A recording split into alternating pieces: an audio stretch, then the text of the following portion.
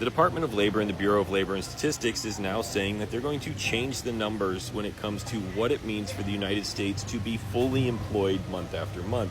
See, under Biden, because of the growth, they had said it would be 100 to about 150,000 jobs added month after month would be considered a fully employed United States. Well, now they're saying we need to revise that number, and maybe it needs to be 20 to 40,000 would mean we're fully employed. This is just another manipulation tactic by the Trump administration to be able to say, look, we're still fully employed. Even as the number of jobs that are hiring is decreasing and the number of people looking for jobs is increasing, the administration is still trying to find ways to manipulate the statistics to make it look like we have a better economy than we would otherwise have. In this situation, we know that those numbers directly affect what the Fed does. So if the Trump administration is coming out and saying we're fully employed, well, that could make a big difference between whether or not the Fed cuts the rate or not. I don't understand why Donald Trump and his administration all of a sudden pretend to care about refugees, pretend to care about crime, pretend to care about justice, because the things that they're doing are beyond abhorrent. Oh, I know why they care now. Remember the South African farmers that they brought over as refugees? And you know the young Ukrainian woman who was stabbed? And this is by no means, do not get this twisted. What happened to that young woman, Irina, is horrible, terrible, should never happen. No one should be killed or murdered like that. Period. But to say that Donald Trump and this administration care about refugees, about justice, is truly laughable, because they don't seem to care until they're white, pretty, young, but definitely doesn't seem to care unless they're white. You know, because it's okay to racially profile people again. You know, that's acceptable. But let's make sure that we come out in full force over one young, pretty Ukrainian white woman and just leave all of the injustices and violence that is occurring towards black and brown people. We'll leave that alone and to the side. That doesn't count.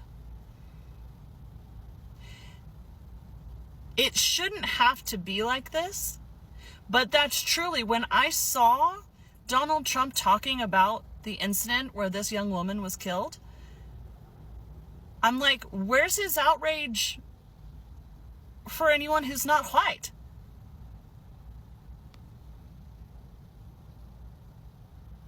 I don't see it.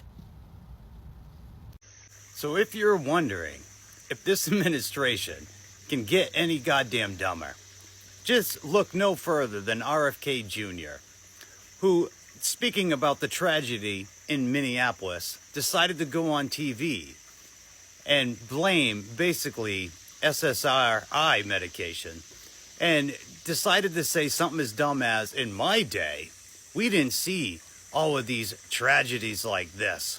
Mind you, this is coming from a man whose father and uncle were both unalived in public.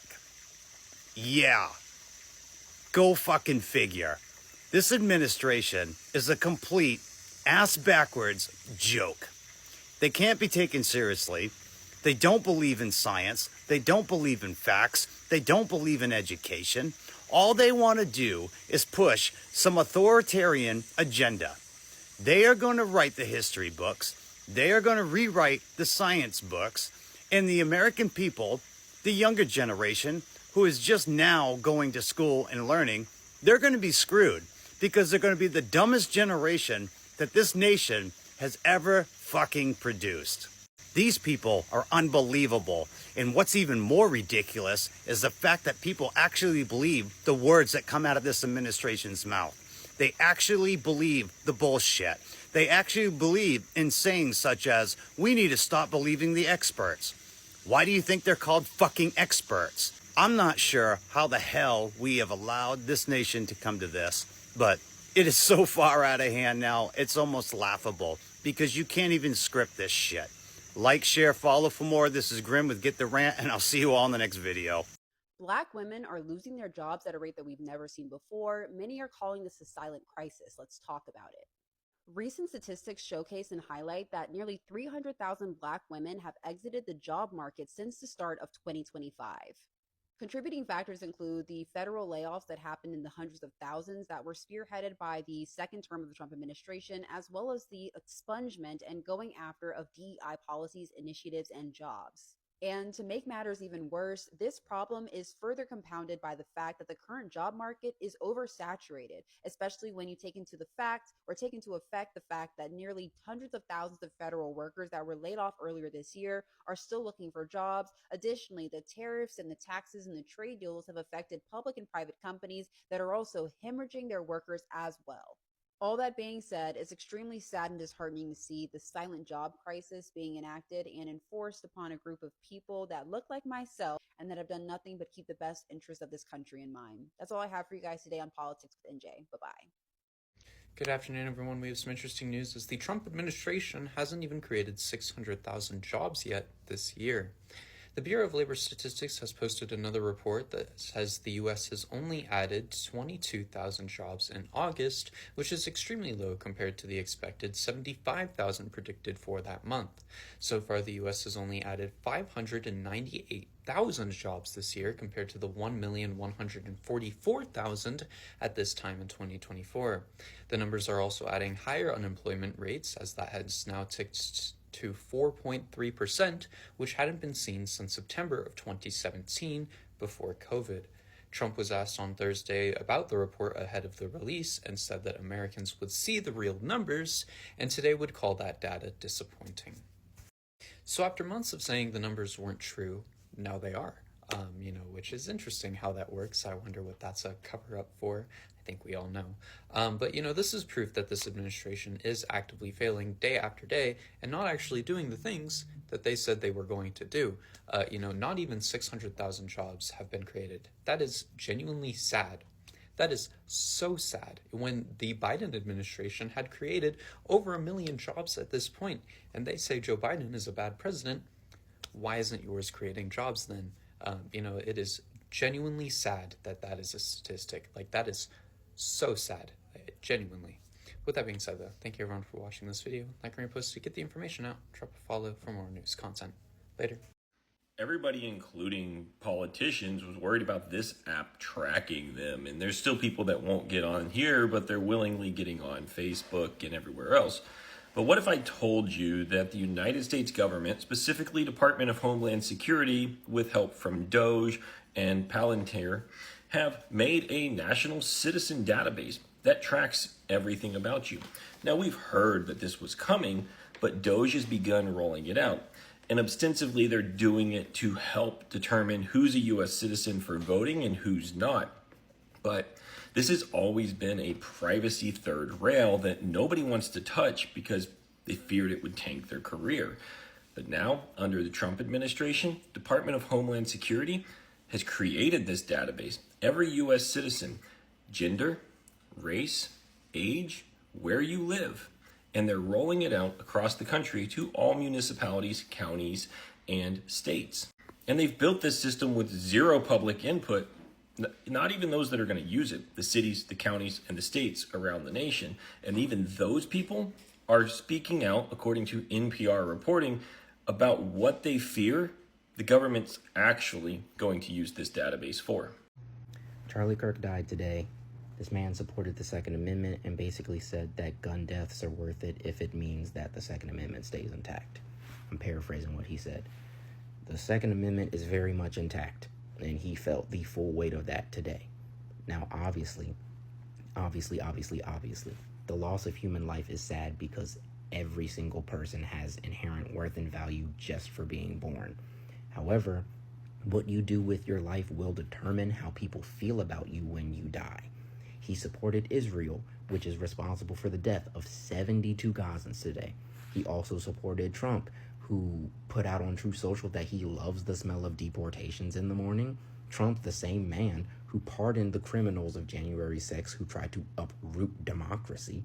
So I can understand people's lack of empathy for his death, because he had no empathy for anyone who was not white and not American.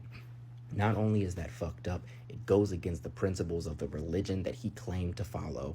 How do you mourn someone who has no empathy for anyone else? How do you mourn someone who supports the amendment that allowed someone to walk into a church of praying children and murder them? How do you support that? How do you say that guns should not be banned when there are dead children? I don't get it. I don't get it.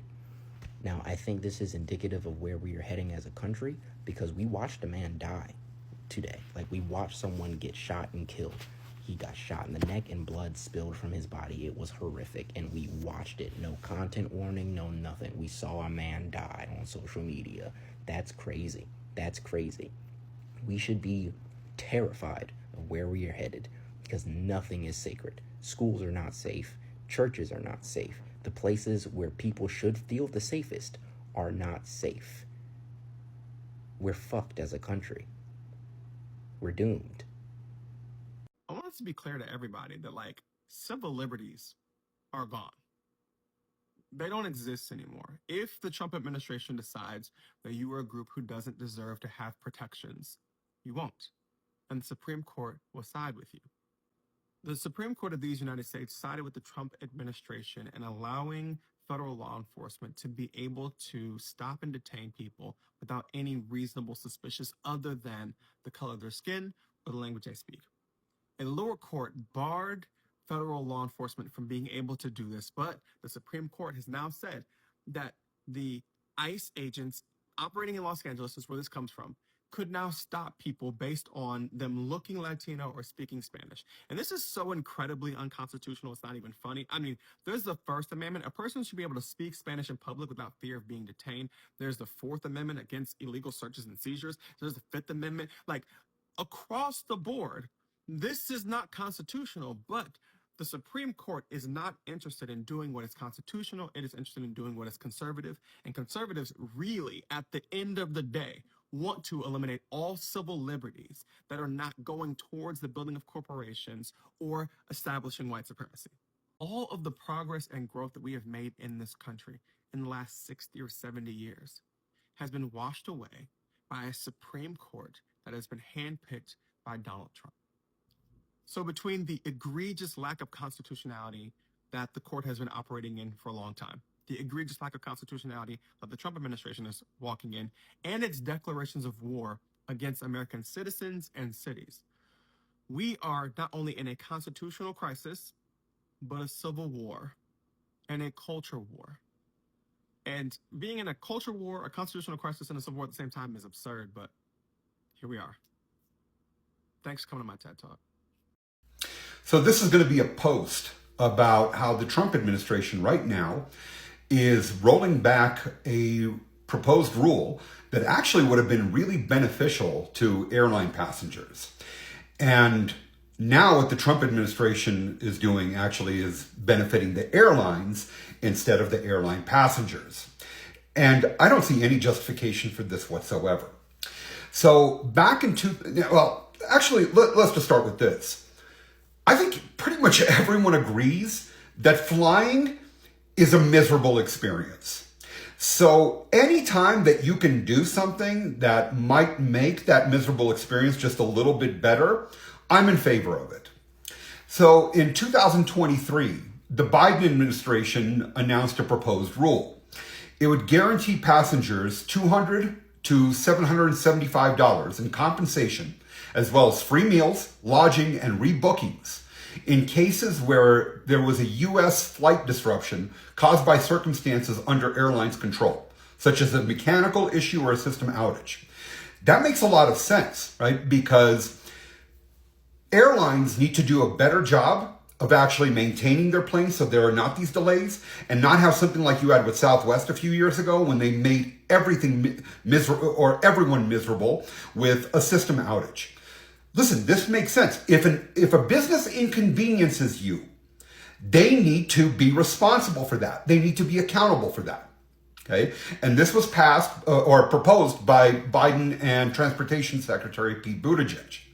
This was back in 2023, but remember, it takes a while for rules and laws to be passed in the United States, and you have to go through a certain set of procedures. Well, now Trump says, nope, we're just going to abandon this. So the proposal actually was really popular with airlines, but airlines said it would drive up operating costs and ticket prices. Okay. This is the bullshit that these companies tell us all the time. Oh, you can't do this to us because then it'll be more expensive. And you can't do that to us and that'll be more expensive. And you can't regulate us because that'll be more expensive. So just let us do whatever we want and screw you over however the fuck we want. Okay? It's the same thing that we hear from insurance companies all the time as well. Two things. Number one, do you always want the cheapest everything? Do you really want the cheapest parachute? For example, do you want all-you-can-eat sushi? Do you want to go find the nearest truck stop with the most disgusting lot lizard and say, oh yeah, and then grab the cheapest set of condoms? Cheapest is not always the best idea.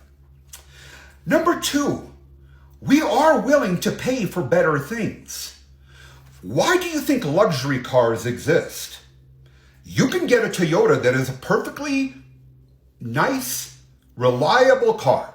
You're willing to pay more for a Lexus. Why? Because it's nicer. So don't give me this bullshit that you're not willing to pay for convenience. It's not all about driving down the price of tickets. And again, okay, I would rather pay an extra $10 or $15 or $20 per ticket than be stuck in an airport for another 6 or 7 fucking hours because these airlines can't fix their planes or their computer systems are antiquated and they haven't updated them since 1997.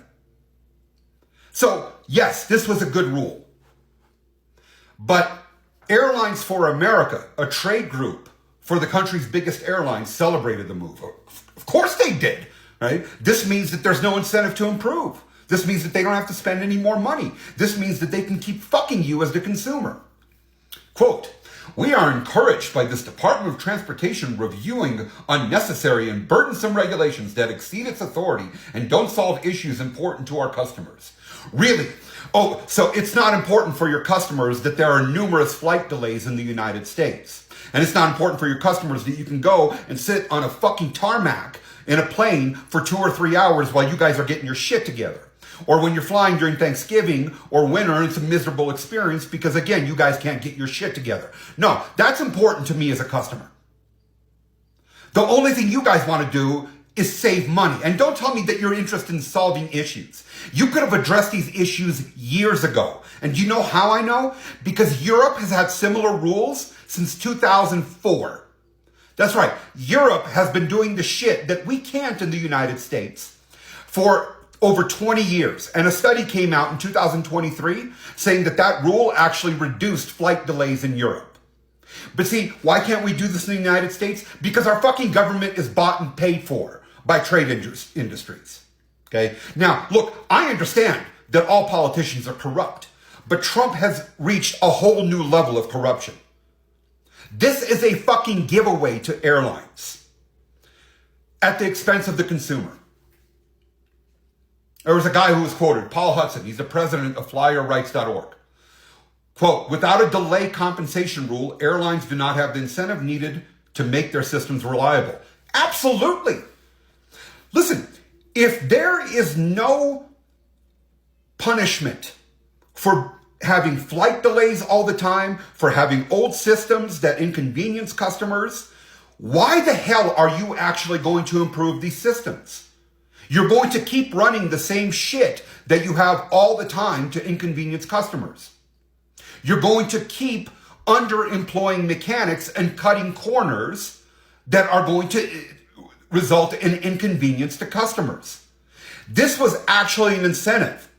What the Biden administration was going to do was actually supposed to push them to get better. Oh, you don't want to pay $200 to $775 to a customer whom you have delayed for 6-7 hours? That's really easy. Fix your shit. Hire more mechanics. Train them more. Update your computer systems.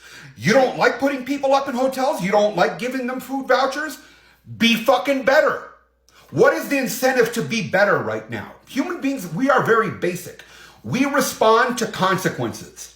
If you make failure so expensive on these airlines that they are required at that point to fix their shit, they're going to fix their shit. Now, you're basically rewarding failure.